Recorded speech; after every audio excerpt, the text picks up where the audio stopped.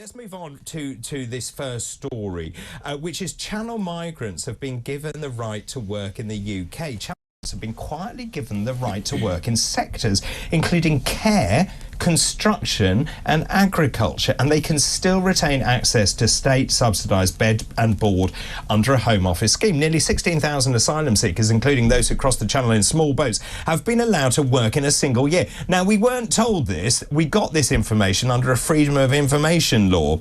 They're allowed to work in occupations where there are recognised staff shortages and are paid 80% of the going rate. They then forego their £49.13 a week state subsistence allowance if they earn more than that, but they can negotiate with the Home Office to remain in asylum accommodation as long as they pay a contribution towards the cost. Lettuce, I think people... Wow, I can't... So that's good, right? This is good. This is a good thing that they're doing. The 80% stuff I disagree with. That's been state policy, and I've criticised that before. We shouldn't be doing this. If you're getting paid for a job, you should do it at the same price as everybody else. So you don't undercut people, and so you're getting a fair day's work for a fair day's pay.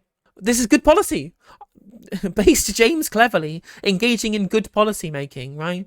Turns out he thinks the Rwanda scheme is bad, privately, because he is the least stupid of the people in cabinet.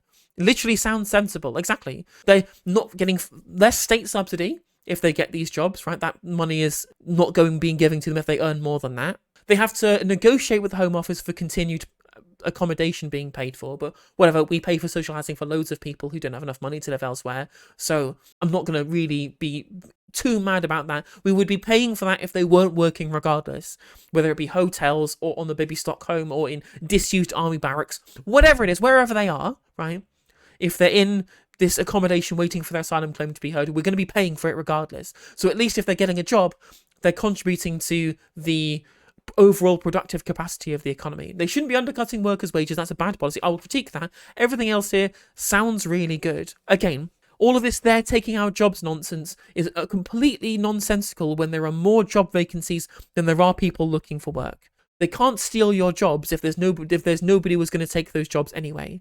Let's be real here, okay? And these are sectors where we have a massive shortfall in terms of construction, working in factories, working in production, working in care, all of these things. We have huge swathes of job vacancies. Getting these people to work in these vacancies is just a good thing. It's just a good thing. People will be spluttering over their cornflakes this morning that you've got illegal migrants who are coming here, basically then working in these sectors which are short of staff.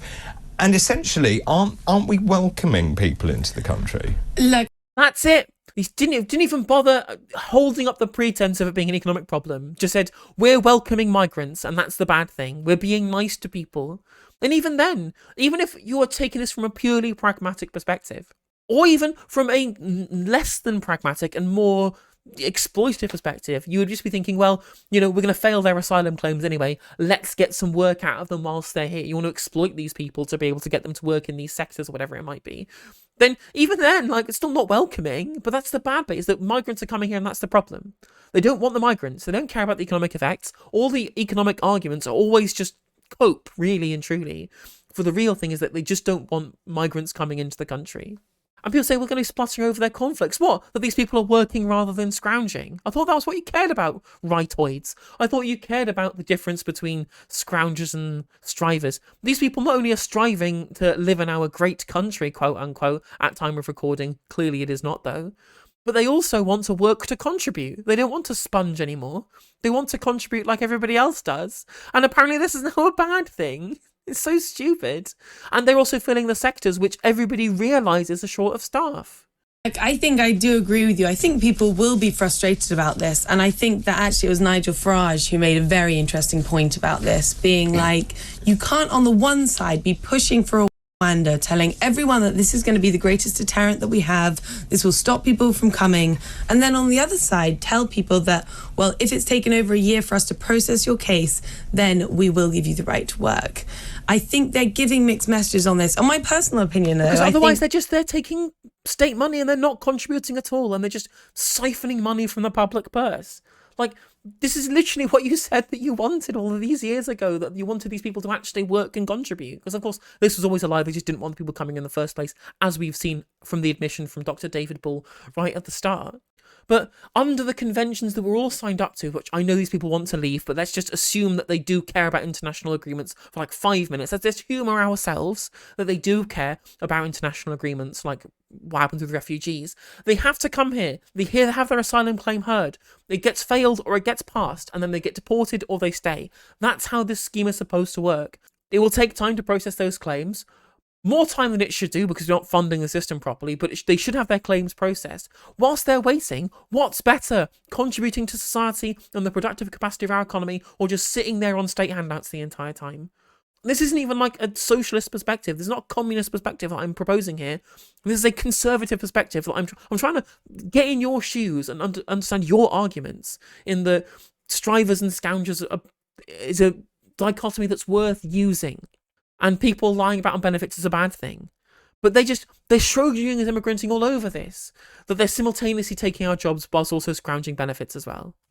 That these people should be allowed the right to work. I think if it's going to get them off the state's back, if it's going to allow them to earn their own money, could you imagine sitting there for a year, going stir crazy? And it's a really good point, and you make the point that it is if you're kept here for a year and they have an unresolved case, so you've been stuck there where you can't work, you're basically stuck in the system. It is a good point, isn't it? Because actually, wouldn't we be better to use that labour in this country, in those shortage occupations? Well, 2 points, David. Firstly, this has been going on forever, and it's not just in the UK, it's all over the world. Indeed. We know for a fact that it is in government's best interest very often to turn a blind eye to illegal immigrants, not just asylum seekers, and asylum seekers are not de facto illegal immigrants until they've been proven to be illegal immigrants.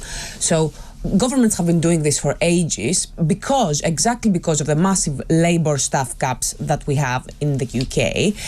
And on the other hand, I think the problem is not with the fact that this is happening. I think the problem is the fact that we are trying to hide this and we're not informing the public about the actual situation, both with the labour gap and with what is the actual percentage of illegal immigration and asylum seekers. It's a teeny percentage. Well, 16,000 yes, have been allowed to work. But undocumented immigrants in the UK, undocumented people in the UK are less than 1% of the population. Yeah, but they are undocumented illegal immigrants. Yes, but it's... And they're undocumented. No, they're irregular immigrants. If they come across the channel and claim asylum, they are irregular until their asylum claim has failed, and if they don't leave, they then become illegal. Because they don't know where they are. It's less than 1%. And the reason why they're here is exactly because of these gaps in the labour market. Hang on a minute, that's not the reason they're here. They didn't come here because there are gaps in the labour market. They came here to seek a better life. But both can be true at the same time. They came here to flee persecution. They came here because Syria is in civil war, Afghanistan is being ruled by the Taliban, there's an uprising happening in Iran, and there was literally war crimes being committed by the state of Ethiopia amongst all of its surrounding nations. There was plenty of reasons why they were fleeing the countries that we're going from. I mean, I guess you could include that in the framing of a better life, i.e. one free from persecution, but the better life they are alluding to here is an economic reason for moving rather than the fleeing of persecution, which of course we know that they are because 75% of asylum claims are accepted as being legitimate upon appeal.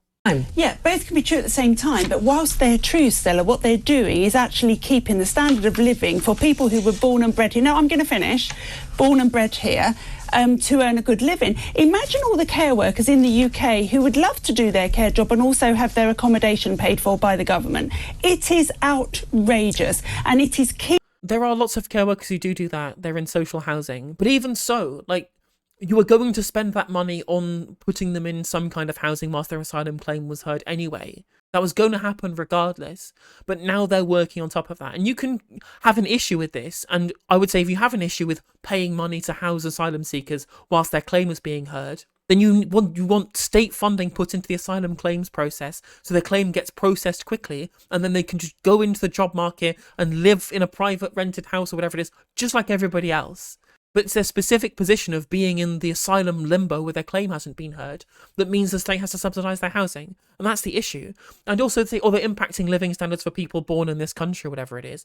They're increasing the living standards. Economic growth spreads prosperity for many people, and more people working, creating commodities, spending money in the economy increases economic growth. The only reason why people are having problems is because the Conservative government haven't invested in the necessary infrastructure because of austerity and because of giving money to their mates in the private sector, rather than building new hospitals, building new schools, building new council houses. These things haven't happened because of NIMBYism and because of cronyism. And that's not the fault of the immigrants coming here when they have brought the economic growth that has increased the tax receipts that could be spent on this extra infrastructure to deal with the extra population. It's all proportional.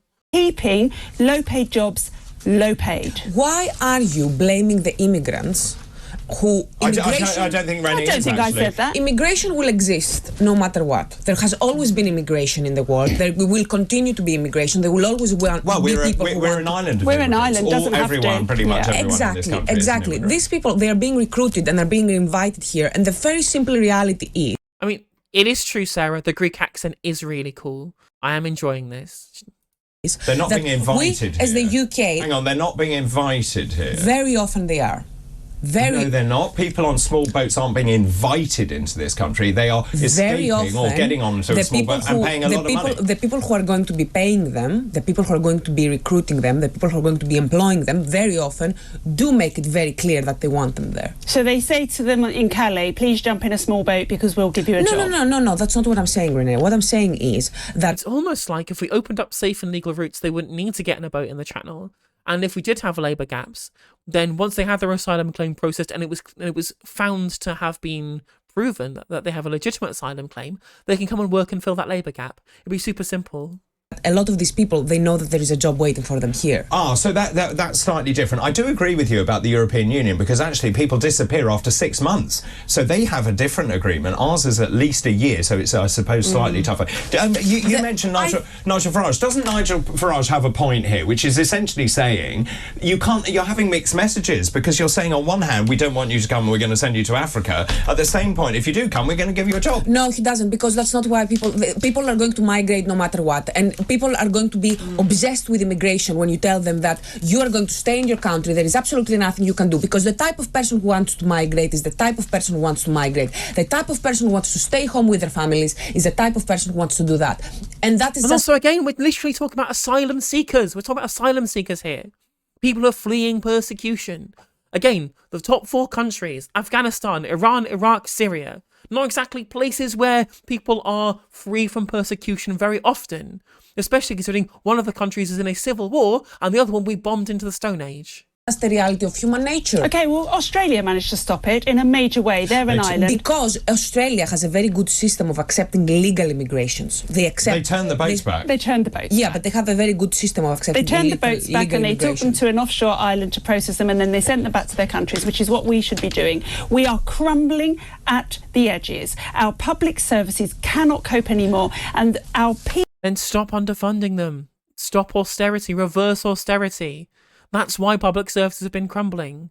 There's a reason why public services in Germany have been working fine and wages have been going up. In fact, been increasing far better than we have in terms of living standards proportionally. And they've been taking more immigrants per capita than we have because their government isn't run by morons. It's a centre-right conservative government in Germany. It has been for the predominantly of the last 20 years in Germany, being a centre-right conservative government. And they didn't just stop investing in public services. They realised that their governance relied on having functional public service. They didn't just sell it off to the highest bidder in their little cronyist bubble to whichever person wanted to be able to extract the most amount of profit they could possibly do. Literally, there are plenty of countries where this doesn't happen. This is a very, very specific problem of austerity politics under the Conservative government. They didn't stop it. This is a lie. The government just stopped recording apprehensions. Well, I'm glad somebody in my chat knows about Australian politics more than this idiot on screen does. And also this idiot on screen as well, because I haven't got a clue. People can't cope because they're not being paid enough. And they're not being paid enough because we are actually allowing immigrants, both legal and illegal, to take up low-paid jobs. Let me bring lettuce in. Because actually what this shows is a failure of the system. Yeah, exactly. Because if we actually process people quickly, they wouldn't have to then work. Well, so we make a decision, you're either in or you're out. And if you're out, you're out. Look, I 100% agree. Our processing needs to be faster. We've spent hundreds of millions of pounds trying to sort Rwanda. Some of that money could have gone to processing 300 faster. million. I think Stella made a really important point earlier, saying that in the last week we've had 2 instances of this government trying to cover up situations going on around immigration. First, we find out that 6,000 people have just gone missing, completely uncontactable, illegal immigrants somewhere in the country. And now we find out this as well. If the Telegraph hadn't put in this FOI request, would this have come to light? When would we have found this out? Of course it wouldn't. I mean, on the 18th of Who January... cares? It's a good thing. It's almost like they hid it because it's a good policy that they know people would take badly because they're morons. They literally are hiding it because everybody should realise that this makes so much sense in every sense of the word. But they can't outwardly say it's what they're doing because people who don't know how these things and systems work, like literally a person who's on this panel, would lose their rag over the government engaging in sensible politics.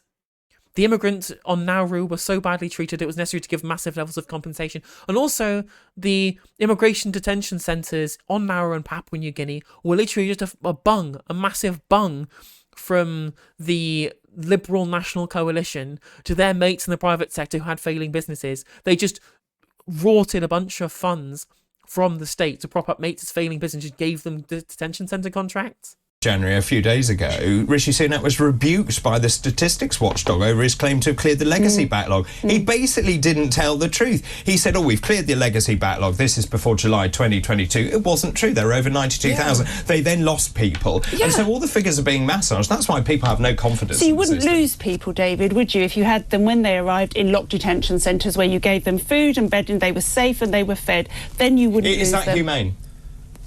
They're coming from countries where they're war-torn and they're scared. Is it humane, Stella? No, I mean, literally, we don't have to treat these people nice because they're fleeing persecution. We don't have to give these people like basic amenities and treat them like human beings because the previous governments that they were fleeing from didn't treat them like human beings either. This person's an absolute ghoul, a demon. Inhumane. It's inhumane, and actually, we're talking about asylum. We're talking about people who are fleeing torture in some of these cases. We do still there still are refugees who are actually refugees. You know. I agree. But my question is, okay, so you have a problem. Should they be in the locks out? We should take away their protections for modern slavery, though, so they get caught up by the trafficking gangs anyway. Locked. Well, if we process people within 8 weeks, it really wouldn't be that much of a hardship when you've been living in a tent in Calais. It's the locks I was. Then we lose 6,000 people, and we accept Are you okay? Would you be okay if you had a Jewish refugee? If you had someone who said, "I survived the Holocaust, and when I came to the UK, they locked me up." Because she's being inflammatory. Yeah, you're being inflammatory. It's a ridiculous comment. But I'm trying to make. It's not a ridiculous comment. It's literally not a ridiculous comment. Bashar al-Assad gas attacked his own civilians, and that's why people want to flee. People are fleeing from Islamic State militias inside Syria. There's a reason people are fleeing the Syrian civil war. It's because it's miserable, right? It might not be as far as the reference she made towards Jews in Germany in the 40s, right? It might not be as far as that, but it's still pretty grim. It's still pretty grim. But of course, these are all working for the kind of press outlets that would have refused Jewish migrants as well in the 1940s. And many people did want to refuse Jewish immigrants. No, let her make the point. I'm trying to make the point that why does it take humanity multiple decades until we actually allow a group to be rehabilitated in our collective consciousness? And my question that I wanted to make previously, David, is okay, you don't want immigrants to take up these jobs. What makes you think that British people want to take these jobs? There is a reason why these jobs are not being filled. Because they're not paid enough. They're not paid enough. Yes, no, it's because they're miserable. It's because they're miserable. Fruit picking, right? Fruit picking in rural areas of the country pay loads of money, and people don't want to do it because it sucks. They literally cannot pay people enough for crappy seasonal work because it's so miserable and it's so awful that people literally don't want to do it, and they cannot pay people enough to do it. They cannot pay people enough to do these things. That's literally it. Actually, interesting point you as well on to add to what you're saying there in chat, Ben. The only country that blanket accepted Jewish refugees after the Second World War was the Dominican Republic. The only country in the world. They're not paid enough, but also Wait, they don't one at want a to time, do one them. at a It's time. not just that they're not paid enough. It is. It's also that as a Western society, we have made some jobs have a lower status than other jobs, and this is why I people agree. don't want to do I them. agree with that. Let's bring I in was going to letters. say, on things, the jobs they're going into, care, construction, farming, we know that farmers have been struggling, agriculture is struggling to do their Do you harvest, so know they how get much- those Hang on, things let's her in. finish. But do you know, Lettice, how much farmers pay people to pick their fruit? But if British You wouldn't people do it. aren't willing to do it, it's better to get someone in who is willing to do it than to let all But that to be food fair rot. to some of the farmers, they This give person's literally a Daily Mail and Sun journalist, and even she is on my side on this discussion. Jokes already, but even the Daily Mail and Sun journalist here is clowning on this idiot here for not having a clue what she's talking about. food and accommodation, and then they take that money out of their salary as some rent. do, not all of Right. them. Not all of them do. And like, even like, it's just completely obvious. It's completely obvious that it's the correct thing to do, and she cannot argue the opposite. She has to make stuff up. She has to make stuff up. Wow, well, that was an incredibly tedious discussion. If you enjoyed the video, make sure that you like and leave a comment. That helps the video out in the algorithm. If you subscribe and ring the bell, it'll let you know when I go live. I stream every day on YouTube and Twitch. You can also follow all of my socials down in the description. And if you want to support me in a more financial manner, there's a join button for membership to just 99p to be a member on YouTube, as well as a Patreon, and there's some merch there as well. And hopefully I'll catch you on the next video. Take care.